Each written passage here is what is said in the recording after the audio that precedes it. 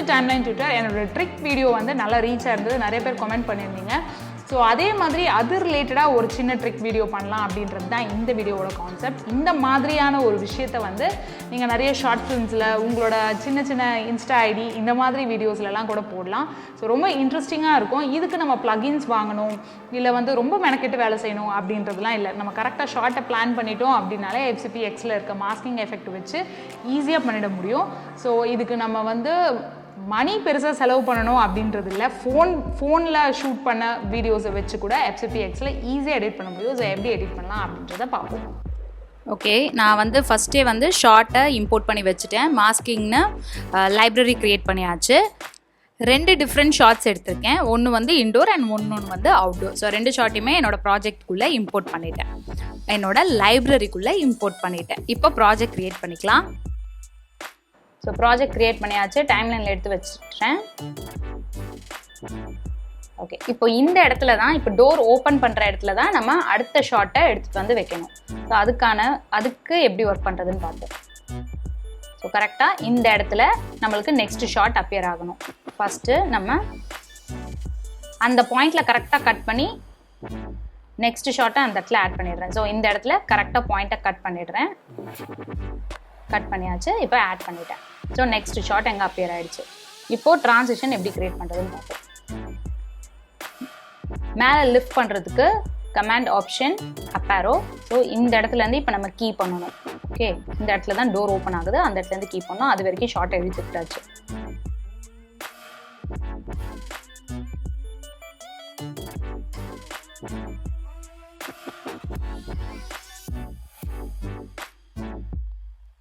இப்போது மாஸ்க் எஃபெக்டில் போயிட்டு, அதுக்கு முன்னாடி யாராவது என்னோட சேனலை சப்ஸ்கிரைப் பண்ணாமல் இருந்தீங்கன்னா மறக்காமல் two subscribe my channel. Draw mask எடுத்துகிட்டு மாஸ்க் அப்ளை பண்ணிட்டேன். டபுள் கிளிக் பண்ணாலே ஆட்டோமேட்டிக்காக அப்ளை ஆகிடும். அந்த ஃபில்டர் அப்ளை ஆனோடனே நம்மளுக்கு அந்த பென் சிம்பிள் வந்துடும். ஸோ இப்போ நம்ம கிளிக் பண்ணோம் அப்படின்னா எந்தெந்த பாயிண்ட்டை நம்ம வந்து மார்க் பண்ணிக்கணும், எப்படி கீ பண்ண போகிறோமோ அந்த இடத்த. ஸோ பண்ணிட்டேன். ஸோ அந்த இடம் மட்டும்தானே ஒயிட்டாக தெரியுது. ஸோ அந்த லேயர் அப்படியே செலக்ட் பண்ணுறோம். இது வந்து ஃபோட்டோஷாப்பில் நம்ம ஒரு லேயரை எப்படி செலக்ட் பண்ணுவோமோ அந்த மாதிரி செலக்ட் பண்ணணும். இப்போது அந்த இடம் மட்டும் லீனியர் ஆப்ஷன் கிளிக் பண்ணிவிட்டு கீ பாயிண்ட் கொடுத்துட்டேன் எல்லாத்துக்கும். இதோட வேலை சிம்பிள். ஒப்பாசிட்டியை ரெடியூஸ் பண்ணியாச்சு. இதோட எல்லா ஃப்ரேமும் ஈச் ஃப்ரேம் ஒரு ஃப்ரேமாக நகர்த்தி இதே மாதிரி நம்ம கீ பண்ணோம்னா முடிஞ்சிடும். கொஞ்சம் டைம் எடுக்கும். ஸோ நெக்ஸ்ட் ஃப்ரேம் நான் மூவ் பண்ணிட்டேன். ஃபஸ்ட்டு கீ ஃப்ரேம் செட் பண்ணிவிட்டு நம்ம மூவ் பண்ண நம்ம எப்படி மூவ்மெண்ட் கொடுத்துருக்கோமோ அதுக்கேற்ற மாதிரி நம்ம மார்க் பாயிண்ட்ஸை மட்டும் நம்ம மூவ் பண்ணிக்கணும். நான் இப்போ அதான் மூவ் பண்ணிக்கிட்டு இருக்கேன். ஒரு ஃப்ரேமாக நகர்த்தி அந்த பாயிண்ட்டை மட்டும் நான் மூவ் பண்ண போகிறேன். திரும்ப நம்ம வந்து கிரியேட் பண்ண வேண்டாம், இருக்கிறதே தான். அந்த பாயிண்ட்ஸை மட்டும் நம்ம மூவ் பண்ணானா போதும். இதே மாதிரியே பண்ணிட்டு இருக்க வேண்டியதுதான் ஃப்ரேம் பை ஃப்ரேம். கொஞ்சம் டைம் கன்சியூம் ஆகும். எனக்கு வந்து எவ்வளோ நேரம் ஆச்சு அப்படின்னா ஒரு 15 to 20 minutes ஆச்சுன்னு வச்சுக்கலாம். ஸோ அது 15 to 20 minutes இந்த ஃப்ரேம் கீ பண்ணுறதுக்கு அவ்வளோ நேரம் ஆகாது. குறைஞ்சது நம்ம ஒரு கொஞ்சம் குவிக்காக ஃபாஸ்ட்டாக ஒர்க் பண்ண ஆரம்பிச்சிங்கன்னா 5 to 10 minutes முடிச்சிடலாம். பட் இது வந்து நான் ஈச் ஃப்ரேம் பை ஃப்ரேம் நம்ம மூவ் பண்ணுறோம் இல்லையா. ஒரு டோர் ஓப்பன் ஆகுது, இல்லை நம்ம அப்படியே கட்டுவில் போகிறோன்னா ரொம்ப நேரம் எடுக்காது. இது ஒரு டோரே நம்ம ஓப்பன் பண்ணுறதுனால நான் கீயை வந்து ஒரு ஃப்ரேம் பை ஃப்ரேம் மாற்றிக்கிட்டு இருக்கேன். ஸோ எனக்கு பண்ணுறதுக்கு வந்து இது குறைஞ்சது 20 minutes ஆச்சு. நான் திரும்பி எடிட் பண்ணதை ரீஎடிட் பண்ணி தான் உங்களுக்கு காமிச்சிட்ருக்கேன். ஸோ எனக்கு பண்ணதுக்கு வந்து இந்த மாதிரி மார்க்கே வந்து நம்ம கம்ப்ளீட்டாக மூவ் பண்ணிடக்கூடாது. வெறும்னே கீஸ் பாயிண்ட் வச்சுருக்கோம்ல அதை மட்டும்தான் மூவ் பண்ணணும். அந்த ஹோல் மாஸ்க்கை நம்ம மூவ் பண்ணிட்டோன்னா, ட்ரா பண்ணியிருக்க ஹோல் மாஸ்க்கை மூவ் பண்ணிட்டோன்னா திரும்பி ஃபஸ்ட்லேருந்து நீங்கள் எடிட் பண்ணுற மாதிரி ஆகிடும். இப்போ தெரியுதா, நான் ஒரு ஃப்ரேமாக நகர்த்தி அதை கீ பண்ணிக்கிட்டே வந்தேன். ஸோ கொஞ்சம் ஃபாஸ்ட் ஃபார்வர்ட் பண்ணிட்டேன். மாஸ்க்கை மட்டும் நகர்த்திடாதீங்க. மாஸ்க்கை நகர்த்திட்டீங்க அப்படின்னா ஃபஸ்ட்டுலேருந்து திரும்பி முழுக்க நம்ம வந்து அந்த பாயிண்ட்ஸை வந்து நகர்த்துற மாதிரி ஆகிடும். ஸோ பாயிண்ட்டை மட்டும்தான் நம்ம நகர்த்தணும், ஹோல் மாஸ்க்கை நகர்த்தக்கூடாது. அதில் கேர்ஃபுல்லாக இருக்கணும். இது வந்து ஷூட் பண்ணுறதுக்கு முன்னாடி நம்மளுக்கு ஒரு பக்கா பிளான் இருக்கணும். நம்ம கேமராவை எப்படி ஹேண்டில் பண்ணுறோம் அடுத்த ஃப்ரேமை நம்ம இதுக்குள்ளே எப்படி கொண்டு வரோம், டைரக்ஷன் நம்ம வந்து டைரக்ஷனுமே மாறிடக்கூடாது, இன் அண்ட் அவுட் டைரக்ஷனுமே மாறிடக்கூடாது. அதில் எல்லாமே கரெக்டாக கான்சென்ட்ரேட் பண்ணோம் அப்படின்னா இதை வந்து ரொம்ப பியூட்டிஃபுல்லான நிறைய ஷார்ட்ஸ்க்கு நம்ம யூஸ் பண்ண முடியும். எப்படி எந்த மாதிரி பொசிஷனில் ஃபஸ்ட் ஷாட் எடுக்கிறோமோ கேமராவை வச்சு, அதே மாதிரி அந்த நெக்ஸ்ட் ஷாட்டும் எடுத்தோன்னா மச் மோர் ஈஸியாக இருக்கும் நம்மளுக்கு ஒர்க் பண்ணுறதுக்கு. நான் இது வந்து கரெக்டாக என்னோட ஹேண்டில், அதாவது நான் இது கோப்ரோவில் ஷூட் பண்ணியிருக்கேன். ஸோ ஹேண்டில் பண்ணியிருந்தேன் அதே பொசிஷனில் தான் நெக்ஸ்ட் ஷாட்டும் எடுத்திருந்தேன். ஸோ தட் எனக்கு வந்து சிங்க் பண்ணுறது ரொம்ப கன்வீனியண்ட்டாக இருந்தது. அதே மாதிரி நான் இதில் ஒரு தப்பு பண்ணியிருப்பேன். என்ன அப்படின்னா, டோரை ஓப்பன் பண்ணிவிட்டு ஐ டென்ட் மூவ், நான் மூவ் பண்ணல உள்ள டுவர்ட்ஸ் நான் போகல. ஸோ அதுக்கு வந்து லைட்டாக நான் எடிட் பண்ணும்போது அந்த டோர் சீக்வன்ஸை மட்டும் கொஞ்சம் ஜூம் இன் பண்ணியிருப்பேன். வந்து ரொம்ப ஈஸியான ஒரு ட்ரிக்கு. FCPX பண்ணுறது இந்த ட்ரிக் வந்து ரொம்ப ரொம்ப ஈஸி. இதை நீங்கள் ட்ரை பண்ணிங்க அப்படின்னா கமெண்ட் பாக்ஸில் அந்த லிங்க் போடுங்க, நான் பார்க்குறேன்.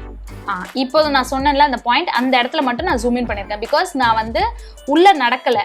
ஸோ நடக்கிற மாதிரி காமிக்கிறதுக்கு லைட்டாக அந்த ஃப்ரேமை மட்டும் நான் ஜூம் இன் பண்ணிட்டேன். ஓகே, ஜூம் இன் பண்ணி அவுட் கொடுத்துட்டோம். இப்போ அந்த இடத்துல மட்டும் நம்ம லைட்டாக கீ பண்ணோன்னா வேலை சிம்பிள். ஸோ இதெல்லாம் தான் என்னோட கீ ஃப்ரேம்ஸ். நான் அங்கே கீ செலக்ட் பண்ணல. ஸோ அந்த ஃப்ரேம்ஸ் இதெல்லாம் கதவு கரெக்டாக தெரியணும், அதுக்காக நான் கீயை வந்து மாற்றிக்கிறேன். லைட்டாக ஜூம் பண்ணனால ஃப்ரேம் இன்னாக இருக்குது. ஸோ அதுக்கேற்ற மாதிரி மாற்றேன். ஈச் ஃப்ரேம் பை ஃப்ரேம் தான் பண்ணணும். ஒரு 20 minutes மெனக்கட்டோம் அப்படின்னா ஒரு பியூட்டிஃபுல்லான ஒரு இமேஜ், ஒரு ஷாட் நம்மளுக்கு கிடைக்கும். நீங்கள் வீட்டில் இருந்து வேற எங்கன்னா ஸ்டெப் அவுட் பண்ணுற மாதிரி ரொம்ப அழகாக எடுக்கலாம். காம்பவுண்ட் கிளிப் பண்ணிக்கிட்டேன், ரெண்டுத்தையும் ஆட் பண்ணிட்டேன். அவ்வளோதான், வீடியோ முடிஞ்சிருச்சு. இப்போ இதுக்கு வந்து ஒரு நல்ல மியூசிக் எடுக்கணும். அண்ட் ஒரு மியூசிக் எடுத்து வச்சாச்சு. So two subscribe my video. இது உங்களுக்கு பிடிச்சிருந்தா மறக்காமல் சப்ஸ்கிரைப் பண்ணிடுங்க. கொஞ்சம் ஃபாஸ்ட் ஃபார்வர்ட், ஒரு ட்ராமாட்டிக் லுக் வரணும், அதனால கொஞ்சம் ரேம்ப் பண்ணியிருக்கு. ஓகே, இந்த ரேம்ப் ஸ்பீட் பண்ணிட்டேன்.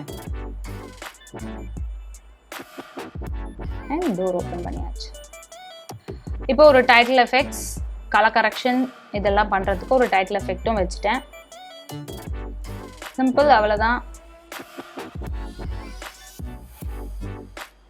I hope you all like this video. ரொம்ப ரொம்ப சிம்பிள், ஈஸியாக பண்ணலாம். ஃப்ரேமிங் ஷூட் பண்ணுற கண்டென்ட்டை பிளான் பண்ணிட்டோம், ஃப்ரேமிங்கை பிளான் பண்ணிட்டோம் அப்படின்னா எடிட் பண்ணுறது ரொம்ப ரொம்ப சிம்பிள். ஆனால் ஃப்ரேம் பை ஃப்ரேம் நீங்கள் கீ பண்ணிங்க அப்படின்னா ரொம்ப பியூட்டிஃபுல்லாக உங்களோட இன்ஸ்டாகிராம் ஐடியில் கலக்கலாம் நீங்கள். ஸோ இந்த வீடியோ எடிட் பண்ணுறதுக்கு மட்டும் இல்லை, பார்க்குறதுக்குமே ரொம்ப இன்ட்ரெஸ்டிங்கான வீடியோ இல்லை. அந்த மாதிரி நீங்கள் நிறைய ட்ரை பண்ணுங்கள். இன்ஸ்டாகிராம், டிக்டாக் இந்த மாதிரி நிறைய வீடியோஸ் பண்ணலாம். இந்த மாதிரி எடிட் பண்ணுறது உங்களுக்கு புதுசாக எதனா தெரிஞ்சுக்கணும், இல்லை இந்த எஃபெக்டை எப்படி க்ரியேட் பண்ணணும் அப்படின்னா கூட கமெண்ட் பாக்ஸில் மென்ஷன் பண்ணுங்கள். அது எப்படி பண்ணலாம் அப்படின்றத பற்றி நம்ம ஒரு கிளியர் வீடியோ கூட பார்க்கலாம். இது வரைக்கும் யாராவது என்னோட யூடியூப் சேனல் டைம்லைன் டியூட்டரை சப்ஸ்கிரைப் பண்ணாமல் இருந்தீங்கன்னா மறக்காமல் two subscribe it and keep supporting me. Thank you.